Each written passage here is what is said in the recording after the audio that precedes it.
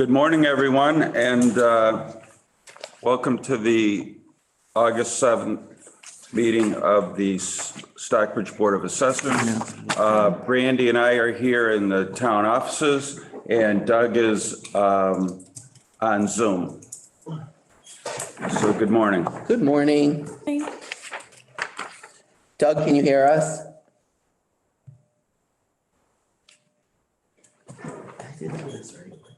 Yes, it is recording. Okay. Okay, last meeting minutes, there's just one item on here that I carried over, and we'll get to that. Number 2, board to sign motor vehicle abatement applications that Tammy has processed. We can do 2 signatures unless you can come in during the week, Doug. I don't think you can hear me. Oh, I don't know how to do it. Tammy usually does it. Okay, number 3, there are 2 motor vehicle commitments they're small ones for 2023 that you guys need to sign.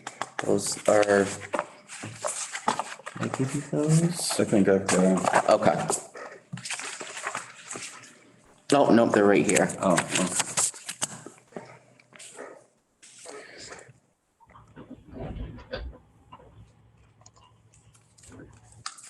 Hi, Hey, Doug. Doug. What's going on? Hi. We weren't sure if you were there. Well, I was trying to get in, it didn't let me in, then I had to log back out, log back in. Okay. Yeah, I'm not feeling well, so I thought I would not share it with you. Okay. Thank you. So I just said that there's motor vehicle abatement applications to sign and motor vehicle commitments, 2 of them for 2023 that need to be signed too. So if you wanted to, it's up to you if you wanted to come in. Tammy's not here this week anyway, so we won't be sending anything out until next week. So it's up to you. If you feel better at the end of the week, you can come in and sign them. I'm here all week. Sounds good. Okay. Number 4, update on value changes, sales analysis for fiscal 24. So we've been over the last few board meetings discussing the value changes that are up and coming for the tax bill season, which started July 1st for fiscal year 24. So I am finished with the condominiums, the vacant land, the commercial. There was really only one sale. The multifamily, it's the single family that I'm still working on, and I'm pretty sure that I'll be done with it by the end of this week. I'm doing land residuals now, and they're always difficult to do, but that'll indicate where I need to change valuations on land within the town, and that does take a while to get finished. So as soon as that's done, and I have a better idea where that's going, I will apply it to the tables and change them. I just started it with the land, so I don't know how that's going to affect the overall value. But I will say, right now I'm dealing with 33 sales on the 101s which with no sales that have been coded out. We need 22 sales for 1 year to be legal, so we're fine with that. But I will say every single one of those sales that I'm dealing with is higher than last year's adjusted valuation from the sales that took place in 2021. That's an indication that there are going to be, and we've mentioned this before, some big increases in, definitely the majority of the style of properties that we have, and most likely definitely areas in town for the land assessments. Will it be as high as last time? I don't think so, but I will know by the end of the week. I'm sure the DOR is biting at the bit to see our final LA3. I think time-wise, we're still doing pretty good. Would you think so, Brandy? I mean, it's a regular year. I think so. Yeah, we're still, last year our tax bills went out in December, but that was because we were in reval with the DOR. We're not in reval with the DOR, but we still have to follow all the state's certification guidelines, and I'm making sure that, you know, every I is dotted and every T is crossed, and we can get the LA3 in possibly next week. It doesn't necessarily mean I'll have everything in, because that's only part of getting the total valuations finished. The personal property is pretty much done. All the new accounts, all of all the changes to the second home, personal property values, that can't take place until we've finalized all of the building values, because that's what it's based on. And that'll be my very last thing to do. All the utilities, which I'll get to for number 5, but the wireless valuations for Verizon Wireless, T-Mobile. We actually lost one this year. We had 2 for T-Mobile. They combined, so there's only 1, and New Singular Wireless. That spreadsheet is finished. So those values are done. The state has given us all of the DOR valuations, which is Tennessee Gas Pipeline, Verizon New England, and Level 3 Communications. Those are in. I put those into the system.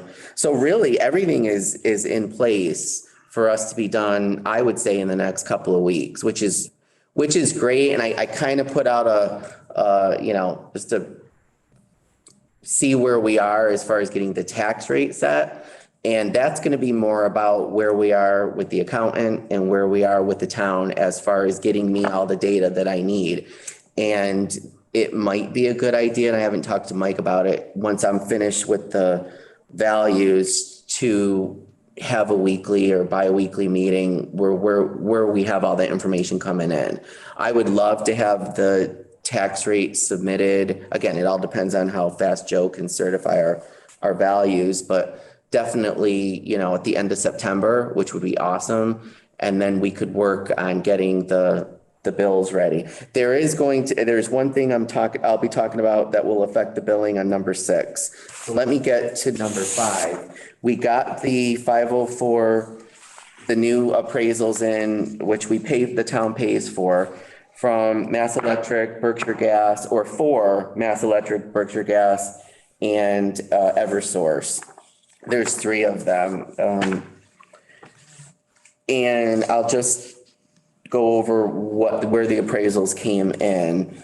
So Mass Electric, which is National Grid, was $12,432,683 for fiscal year 23. It's now $14,890,161 for fiscal year 24, a difference of $2,457,478. That's a big jump.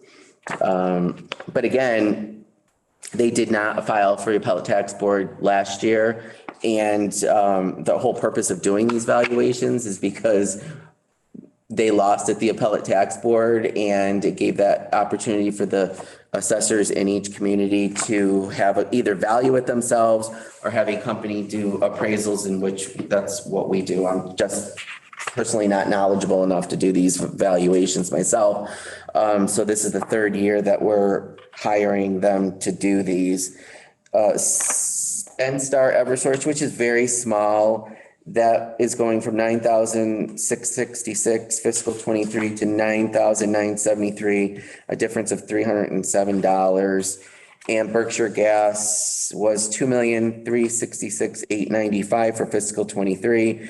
It's now going to be $2,626,001 fiscal 24, a difference of $259,106. These will be submitted to the DOR. Joe Barberi will most likely call me and go over these. He does it every year. Because do they take that value, or do you have to then bring it in line with like your value? No, we paid $4,000 for these, and actually I noticed, I don't know if you remember, we budgeted for it separately as a line item. It's in our budget now as a line item, which is great. So it's not, we don't have to raise and appropriate it. We don't have to go to town meeting. Well, technically you're going to town meeting. It's in our budget, but I saw there's a line for it, and I already sent the invoice in. I looked it over. They look good. Joe he just wants to make sure that we're okay with it. But honestly, they're the experts. And, I would say if we start seeing appellate tax board filings, I mean, we didn't even see a local filing for any of them, which is an indication that, our valuations are closer to where they should be because they used to report them to the DOR and we would just take whatever they gave us. Yeah. So this is something that we're budgeting for every year for RRC to do it. RRC does most of them. So I'm comfortable with them. Joe, once he talks to me, I'm sure he'll be fine. But that's what other communities are doing. The assessors are they're doing them locally or they're hiring out to do it. And honestly, I don't know how they're doing them locally unless they've taken courses. There's not that many to take to get these things done. Luckily, we only have 3. So with that in place, that finalizes all the utility valuations and the personal property valuations. And again, those are ready to go. I think we're in a good place right now. Number 6, this is, I don't know if we talked about this in the past, but I just want to make you aware of the procedure this year. So we're going to be handling the billing for Berkshire Lenstock, which is handles what will be handling the maintenance. Beechwood, yeah, the maintenance of the roads. I would imagine it means snow plowing and, regular maintenance, but the town decided to bill them. We will be billing the individual taxpayers. There was a big meeting. They had to vote this in and it did go through. And so the end result is how do we put that amount on each tax bill? Like a sewer lien type thing? Yeah, it is. It's basically a betterment that we, but there's no interest that we're keeping track of. It's just going to be a flat amount. We couldn't figure out a way to do it, but then Erica and I were talking about it, like, why don't we do a list? Because we were given a list last year from the association, and it was, to be honest, it was a list that it took days for me to interpret. Because it was almost like a personal Christmas card mailing list. And I don't mean that as an insult or anything. It was just not the type of list that we have with current owners, current locations. It was a list that had, Dr. such and such. And I'm like, I don't know who these owners are. Their board should almost send you like a commitment, like the amount they're. Right. Well, Eric and I were like, okay, we're coming up to tax billing. We haven't heard anything. So she asked me to run a complete list of basically what I do for an abutters list. And but it's the whole town. So I ran the whole legal file and we emailed it to Berkshire Lenstock. They got the list and I said to them, I'm like, look, we're doing this for you guys. So we need from you, go through the entire list and highlight every single one of them that needs to be billed and include the amount, create another column and include the amount that we have to go by. And then because we had already talked, Eric and I had already talked about how are we going to get that into the system? Do we do it on the tax billing side or do we do it on the valuation side? And she called around to a few other places who actually have similar billing situations.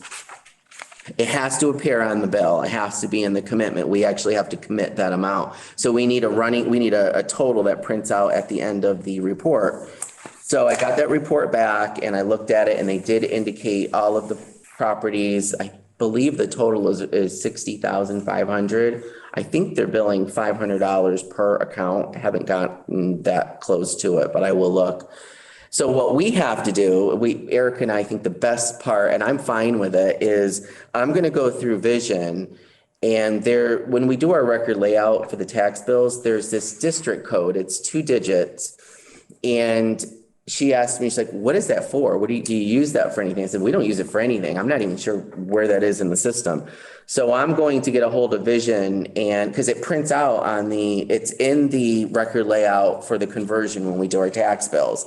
So Erica thought if you can flag every account with that district code, call it ST Stockbridge or whatever we want, then SoftWrite will, when they're doing their billing, they'll find that field and apply the $500 to that field, the flat fee, and then add it all up at the total as a total at the end of the commitment.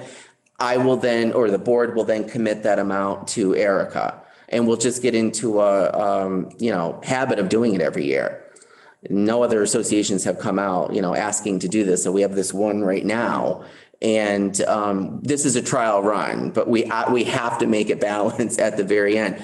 I do not mind sitting there and going in and plugging in the, 2-digit code and then run the file. Erica will then make sure that SoftWrite pulls it. We've never done this before. And how will it total, like on your record card? I'm curious to see, not under your building value, but under like a. No, there'll be no value on our end. We're just putting, what I have to find out from Vision, where is this district code on my screen? Because I don't see it, but there's a lot of fields that are hidden.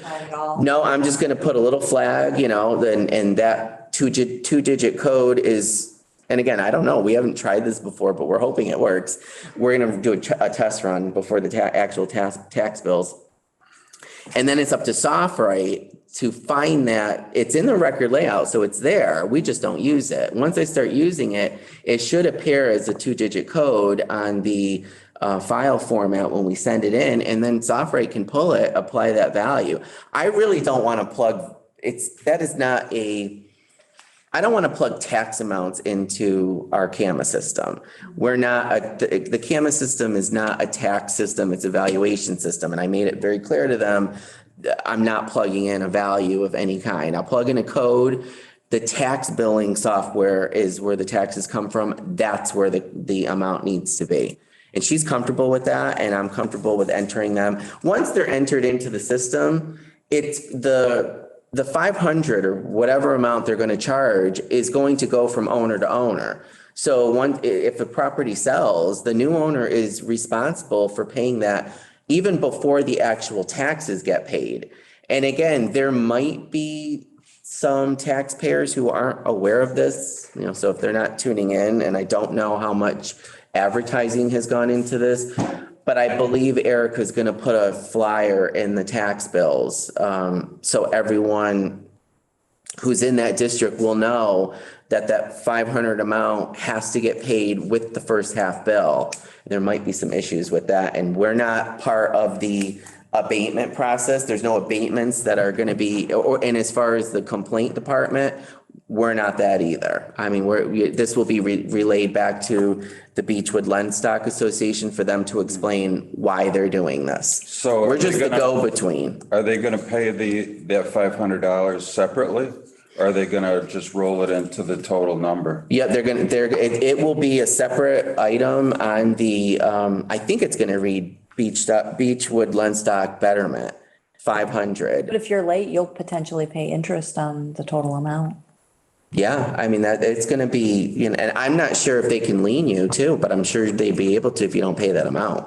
So there's going to be people that maybe are, new to Beechwood area, or that don't realize that in their deed, they're part of this association. So at the end of the year, Erica has to reconcile this account, I would Yes. assume, and then. Yep, and keep track of it and see who hasn't paid. And I'm not sure how the delinquencies are going to be handled, but I have been told that amount, whatever amount you send in, if you decide just to send in the first half tax bill, they're going to deduct that 500 and you're going to be short on your bill.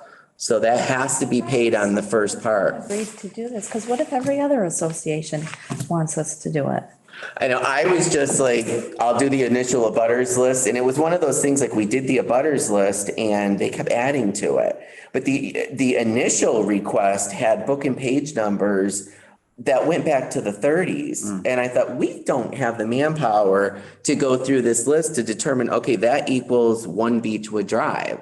So there was a lot of back and forth, and, Mike and I were working on this list together, and we're like, look, we're doing this for you guys. Yeah. As part of the billing, because of, I guess they've tried this in the past, and it was, well, there's no contract. We don't have to pay this. So this is forcing them to contribute. And again, we're just the go-between, kind of like motor vehicle excise.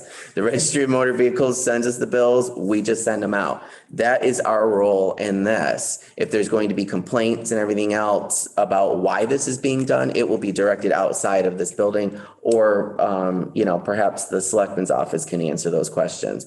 But Erica and I have already talked about it, and, it is what it is. There's just no, it's a flat fee, pay it or don't pay it. And, or talk to, hopefully, I mean, it seems like this association is very nice. I'm sure they have a good rapport with their taxpayers. Erica would have to legally have the mechanism to pay that $500 first versus the taxes. I mean, we can talk to her about it. I don't know. And I don't think that they should deduct, if they don't pay the 500, I don't think it should be deducted out of the tax bill. I think we should get paid. I might be wrong on that, but I thought they mentioned that. Have the legal, she would have to have something in Mass General Law to have the authority to do that. I wonder if they're just treating it as, is there something in there about a betterment that has to get paid? But the betterments are with the town. That's a town expense if you put in sewer on just one Right. town. And So there's money interest coming on in betterments. goes to your account and, well, goes to the town and the town keeps it. But this where the money isn't even ours. No, it isn't. We're literally acting as a bank. Yeah. Holding this money and, giving, I'm sure it's going to be given back to them for whatever expenses that they've, Yeah. have had from maintenance and, I guess my concern would just be that we get paid first. yeah, that's, I think so too. The town, our taxes should be priority, not. and it's gonna be a big deal about how it reads on the tax bill too. So I think it's a good idea to put something in there. All of a sudden you get $500 on your tax bill. It's like, what is this? So there needs to be more that just says betterment. Is that 500 a year or 500 a half? a year. Okay. Yep. So it's 250. And I'm not sure if they're splitting it out 250, Oh, okay. 250. I don't know how, I'm thinking they're billing it on the first half. I'll talk to Erica about it and get a better idea. All right. My concern was just like, how are we going to get that on the commitment? Because I know there's some communities that do their exemptions, like if you go in Yeah, you do them Vision, ahead of you time. can put all your exemptions in there. But then again, that takes away the application process. You're assuming that you're just gonna give that exemption the very next year. And I don't want to get into a system where we're doing that. This is kind of like the map and lot number. It's going to go with the new owner no matter what. It's going to be in there. I feel that the first year putting it in, unless they come back and say, oh, Mike, you missed a whole bunch of them. And I'm like, that's because you guys missed a whole bunch of them. If there's some, because there's some that I actually questioned. There were some that were down on Interlake and Crossroad. And I thought, you're telling me that these are supposed to be in here. I'll put them in, but that's up to you. I am not the leader of this. I almost wonder if it's easier for her to reconcile if it had its own bill number. Like if these little $500 were their own bill, like a personal property bill. So then if your bill number is, 605 Could and be like 605B, 605A or- yeah. Or A or B. And the thing is, Yeah. I'm not sure you. And that's a separate amount. I'm not sure you can do that because she can't lien a personal property bill. So I'm wondering if this is something that, but again, She doesn't we're have the getting more authority to involved lien in this than we should, Amounts at all. She right? needs to check she has the legal. I'll talk to her collect. about it and just get a better I grasp on voted it. against this, so I. Yeah, I I'm not a would've fan of too. it. Me neither. I mean, it's just one of those things like, I'll do it, I'll put it in, but I'm not getting involved in it. It is one of those things, or you want it, we'll do it. But and again, there weren't a lot, I don't think not everybody showed up for that meeting when they voted this through. So there's going to be people that are upset. Who approved this? The They select- did. Oh, you mean the initial, Who approved the town? The town meeting, I mean, that was a town meeting vote. Oh, it went to town meeting. yep. Interesting. So we'll see, like I said, this is the first year and we'll see how it goes. But I'll talk to Erica about it because, again, that's more of a tax collection issue. Yeah. than it is an assessing issue. I just want to make sure that I flagged the right ones and, Mike actually asked me, did you get the spreadsheet that they sent? I said, yeah, I got it. And I looked at it real quickly and, it's there and she totaled it up already. I'll total it up. But that's the end of it as far as Yeah. my I think that responsibility. you guys should keep track of your time on this too, because, That too. you know, if I mean, you guys, technically, that's not part of my job description. The town should be keeping an administrative fee, like a 3% or Yeah. something. I mean, there's, you know, there is a cost to doing this. Yeah. Absolutely. Good point. And it's, well, I mean, I'm good with data entry, but it still takes away Yeah. from the other stuff Yeah. that I have to get done. right. Okay, All right, number 7, we did get, I mentioned that I would keep you, informed on any ATB filings. This one actually has nothing to do with, any of the abatements that you guys denied. This is one of the, utilities that the DOR is responsible for putting the value on. It's level 3 communications. They're already filing. We haven't even billed them yet, and they're already filing for fiscal year 2024 because they know what the DOR is going to value them for. So I have the docket. There's nothing that we can do. There's nothing that we have to do. The Commissioner of Revenue will fight in court for level 3, and we'll be informed whether we have to issue an abatement or not. But we are going to go forward with the fiscal year 24 value that's on their website. and maybe just for And wait the and audience, see. what's level 4? What is the company? That's it's Is it a, telecommunications? it is. Okay. Yep. And they've never filed before, but I did notice there was a significant jump in their value that the DOR gave them. And I'm sure it's because all of them are getting a bump, because, you know, assessors and the DOR feel that we've been undervaluing them and undertaxing them for years. And now that they've lost at the ATB, I would assume they're probably going to lose at the ATB, just like these groups did. It gives us, you know, more freedom to really bill them, you know, the way we should be. We've never had a filing other than a DOR filing on any of our utilities. New Singular Wireless did 1 year, and we did do adjustments for them, but that is wireless, that we value those ourselves. Okay, the final thing is, and we've discussed this before, we were waiting for the letter to Tavidian Foundations for their pilot program. We were waiting for an actual address or someone to address it to, and I've been going back and forth with their assistant who handles a lot of different things, Donna. And she gave me an in care of the trustees of the Tavidian Foundation, not a specific name, but I took the letter that we've already read from our town council, just addressed it to Tavidian Foundation Incorporated in care of the address that she gave me. And so this is ready to go out. And again, this is in concern of their pilot program with the town and the fact that at the moment the building is currently vacant. Yeah. So we're giving them a deadline of September 1st to respond to this letter. Okay. And we're going to send it out certified mail. Yep. And I will send that out today. Okay. And that is all I have. Okay. I don't think we have anybody in the audience. No. Doug, you have anything? No, I do not. Okay. Well, then I would entertain a motion to adjourn. So moved. Second? I'll second it. All those in favor? Aye. Aye. Thank you, Doug. I hope you feel better. Feel better, Doug.